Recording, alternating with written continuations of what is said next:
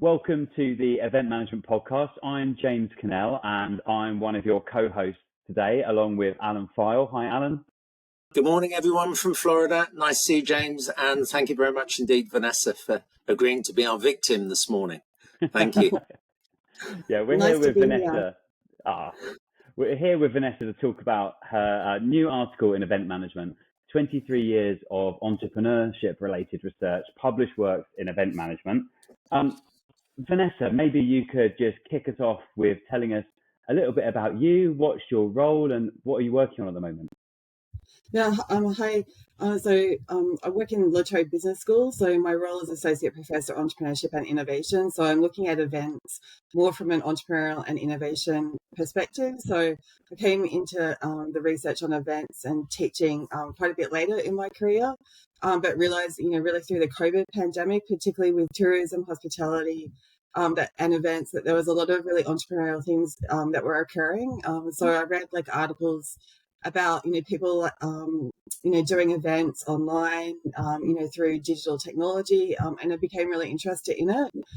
So that's kind of the reason for it. And in the article, I'm looking at the past 23 years in terms of events, what kind of different topics have emerged with relation to entrepreneurship. So, thinking about things like innovation, creativity, risk-taking, business ventures, how that is perceived in the events research and different kind of areas that are emerging. So it's kind of more of a relatively recent topic, but it has been in the events research for a long time. But more recently, it's been kind of more evident, that a more entrepreneurial approach to events research is required.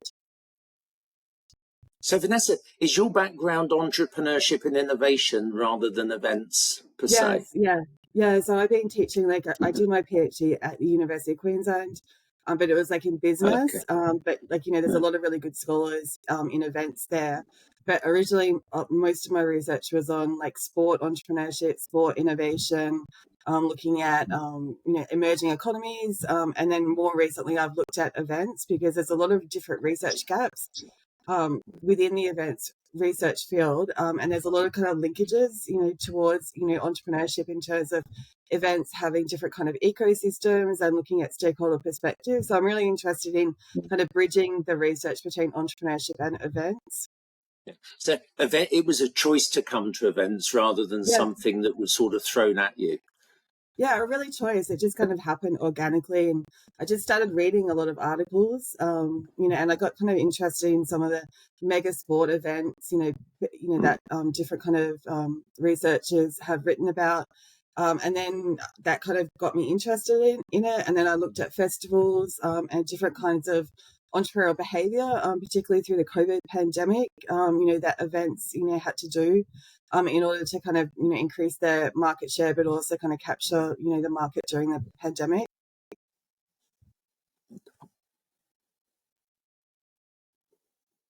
You're on mute, James.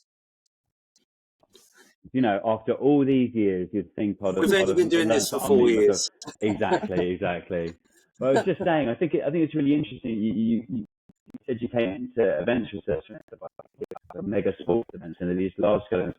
It's so often those that capture people's imagination, not just for academics, but for students and for policymakers as well. These kind of big bang events really do help to fire people's imagination up about looking at events in more depth.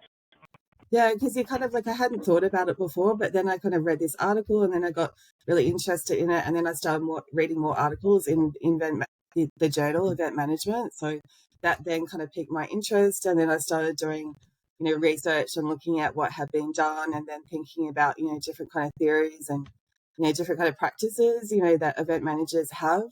So I think, there's a lot of linkages with the entrepreneurship literature and practice. Yeah.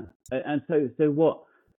You've just got this very broad interest, I think, as an entrepreneurship researcher. It's really interesting looking at your publications. It's clearly something that you can take in lots of different ways. What was it that led you to think about, it's time to write something about, the scope of entrepreneurship research and events? Yeah, because I've been to like a lot of like farmers markets and, like small, like, community festivals, and then I also kind of looked at, a lot of the music events, that were occurring like online, that were really innovative. And I did some research, particularly, during the pandemic with the Melbourne lockdown, in terms of what kind of, events were occurring online. And then it just kind of made me more interested in it. And then I thought, oh my God, like it's such a big industry, like it's huge industry and it's got so many kind of ramifications, but it hasn't really been published much in the entrepreneurship field. So I thought that was a really interesting gap. Because like previously I'd looked a lot at like sport entrepreneurship, and that was, bridging the sport management and entrepreneurship fields.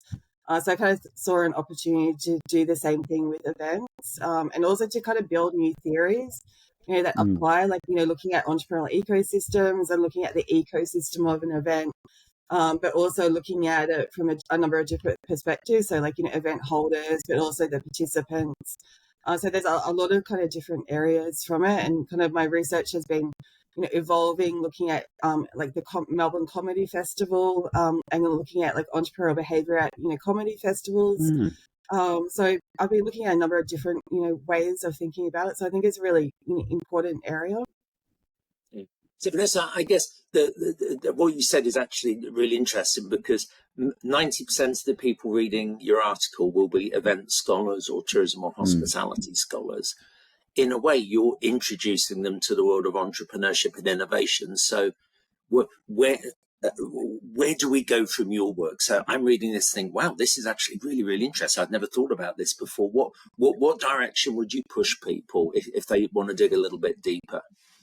I think they need to look more at the entrepreneurial ecosystem. So entrepreneurial ecosystem, that has been a really popular topic, and it can be used much more in events. So in terms of kind of the theories, a lot of the theories from events are coming from tourism, hospitality, sport. But I think, entrepreneurial ecosystem is a really good way of looking at events. So, looking at the different stakeholders, using that theory. And then also kind of looking at how events evolve and emerge, like, looking at public-private partnerships. So I think that entrepreneurial ecosystem literature is really interesting, but also kind of entrepreneurial behavior, just, how different events are held, particularly like digital and face-to-face and hybrid models. There's a lot of, interesting work that can be done with technology entrepreneurship, so looking at technology entrepreneurship, diffusion of innovation, some has been done in events, but I think, some of the new things that are coming through entrepreneurship can also be applied much more in the events context. It's interesting here, Vanessa. We work with a very, very, well, it's a huge entertainment and event company here in Orlando. They do work all over the States. They were saying that those individuals that are very talented event organizers pre-pandemic are now very different to the people that have adapted to like the virtual world. Yeah. So within the same sort of labor force, they've realized, we've got Group A, our traditional event people, but now we've got these people who were probably quite quiet before, who've really demonstrated sort of entrepreneurship or innovations in a virtual sense. Is that something that you're seeing in the literature? Yeah, definitely. And also like with artificial intelligence, like augmented reality, virtual reality, and just like, all the digital technology that can track events in different ways, so looking at, forecasting weather, but then also forecasting behavior at events, and then looking at it from, it's just like really interesting, that kind of predictive, technology, and also things like big data, looking at the data analytics of events, and then kind of, trying to predict what's going to happen. So I think it's really interesting, as you said, that digital technology and, utilizing that kind of technology in a different way at events. Yeah, I think it's really interesting with events.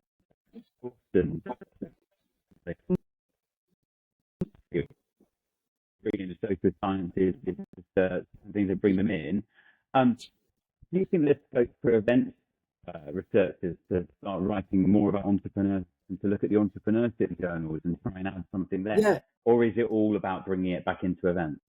No, I think it's definitely like, because from my research, there's very few articles that I could find that were from, like, look, there are some, but not very many. So I think there's a really big opportunity to go from events into the entrepreneurship, more business, more business journals, like industrial marketing, looking at the, marketing, but also, the, traditional entrepreneurship and innovation journals. I think there's a lot of opportunity there because when I've done research on that, there's not that much, but, it's a really kind of interesting area. And was there anything that came out of your review of the events research in entrepreneurship? Was there anything that came out that you thought, oh, that's really interesting, that's something that entrepreneurship people would be interested in? Is there anything with an events flavour that's jumped out at you? Yeah, I think like how events are held and organized, so in terms of the behavior, like, specifically like, like music festivals and, in terms of, I think like different contexts, could be studied, like music, comedy festivals, there's not much being done, from that entrepreneurship perspective, but also that ecosystem, how the ecosystem evolves, because there's been some research done on like regional development, regional, economics, but looking more at, the different kind of interplay between the different parties to an event, I think is really interesting. Yeah, so one of the interesting things here, again, just talking from the perspective from Florida, it was probably about a year ago, we had a special event. It was women leaders in hospitality. And they were 4 female leaders from Disney. So, and they were the leaders of the 4 parks. I'll probably get corrected that there's 5 parks, but I think there's 4. And interesting, it wasn't the fact that they were just women. They were all industrial engineers. Oh, that's interesting. And the student body were like, wow, because essentially they're managing mini towns. So I'm just wondering, when you look at the entrepreneurship and an innovation material, do you look at like event curriculum and think, actually, as educators, we should be broadening our scope really to the type of subjects that we should be including? Yeah, definitely. And I think that also brings up different areas of entrepreneurship too, like women's entrepreneurship and events, diversity, entrepreneurship and events, education and events, and one of the kind of, areas I've also looked at is that education, like entrepreneurial education, to help event managers and planners. But I think, particularly, looking at those different contexts like women entrepreneurs or high tech, startup founders and how they plan events, there's a lot of different areas and interplay between those. It's something as well, I think, that's often quite challenging thinking about how we develop our curriculum and what we're teaching to our students. It's often quite challenging for students to get their head around why it's important for them to learn about entrepreneurship and how transferable those skills are to not just starting your own business and being leading and being an innovator, but actually making a contribution and helping firms to be more innovative. I think that's something that students often struggle with. Yeah, and being an entrepreneurial leader too, how can you be an entrepreneurial leader? So how can you get people engaged in it? But also from the other hand, also thinking about the events, being an event manager and being involved, in events, there's a lot of jobs and opportunities for students interested in entrepreneurs, so it can work both ways. Vanessa, I always ask this question to PhD students in particular. What was the result that you thought, oh, I really wasn't expecting that? What was the surprising outcome of your study? The surprising outcome was... Apart from the fact that you're invited to be on a podcast with myself and James today. I think just like there's a lot of gaps in the literature. Like, when I did the analysis of the studies, there's a lot of stuff done on sport, so most of the emphasis is on sport. But I think the other kind of events, like, they're not so kind of popular or big events, like farmers markets, comedy festivals, different kind of, there's, research on arts, but I found it interesting that there's a gap in terms of like, the diversity of events and the type of event studied. So I think there's, a lot more room, for research, regarding different types of events in terms of entrepreneurial behavior. I think that's really interesting because I think that speaks to how the events field has developed and how a lot of people have come in through and maybe bringing in people from, bringing people into the field from other business subjects, from different, maybe people who don't have a sectoral focus, but come at it from a particular theoretical, conceptual, but informed angle. You've increased the diversity of events that I think are being looked at. Yeah. You're interested in in different things. Yeah, it's not all the mega events and the sports events. I think that's definitely somewhere the field needs to go as a whole. Yeah. So what?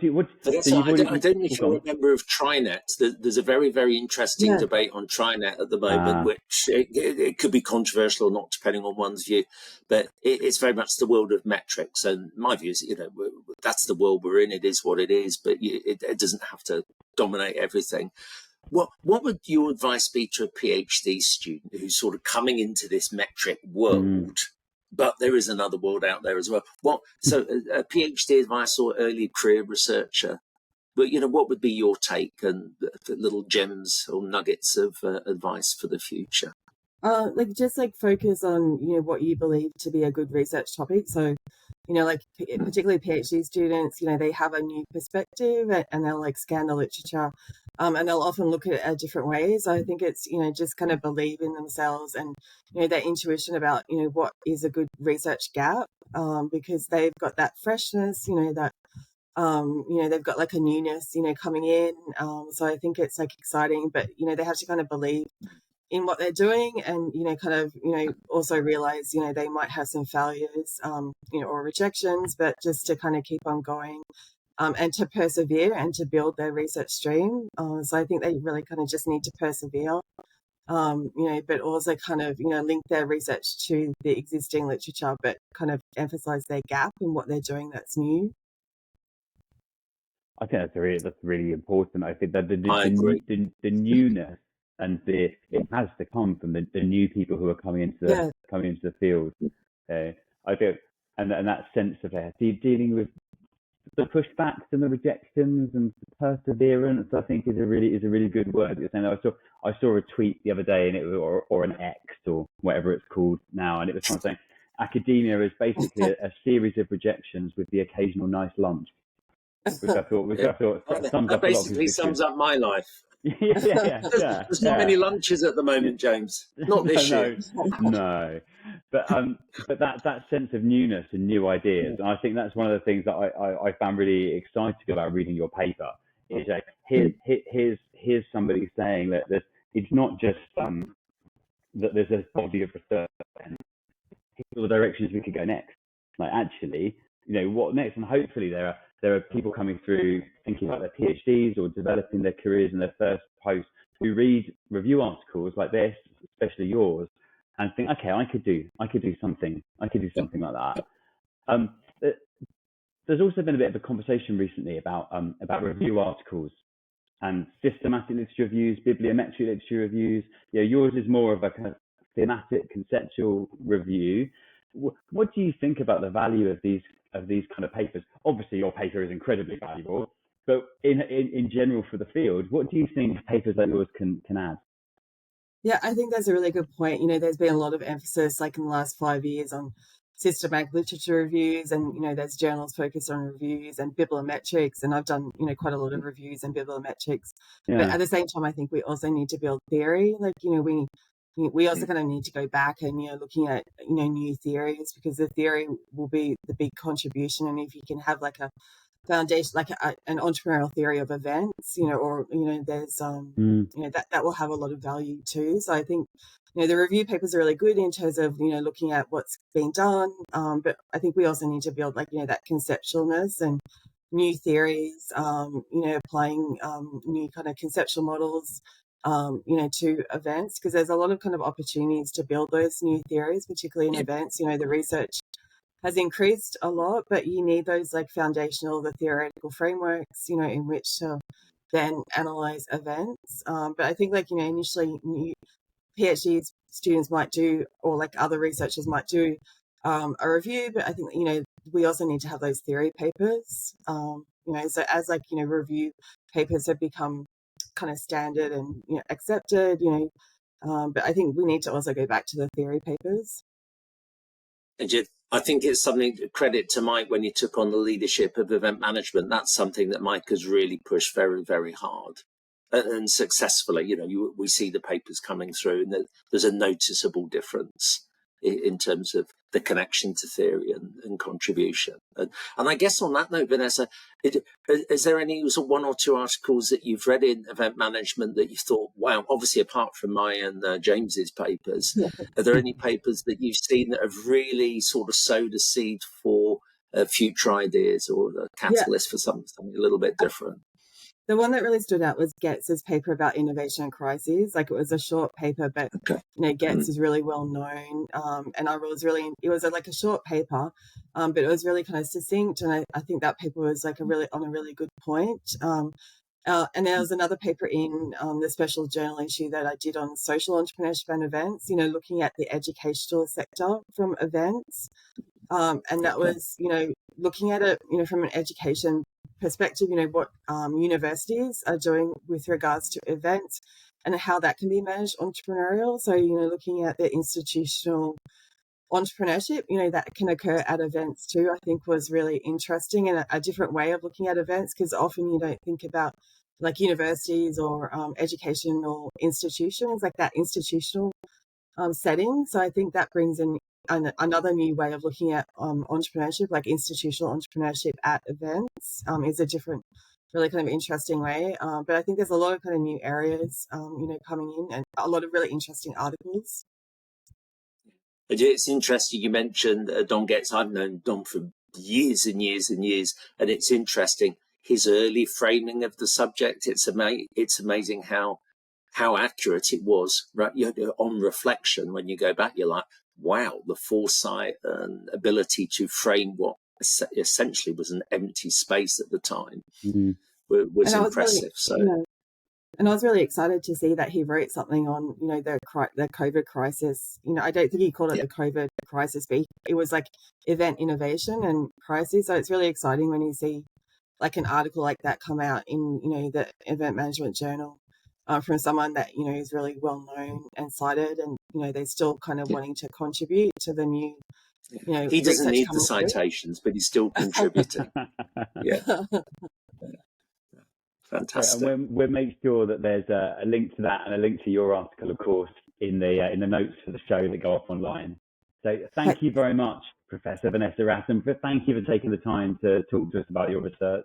We're really looking forward to seeing how it's taken forward, not just in the journal, in terms of events research and entrepreneurship generally.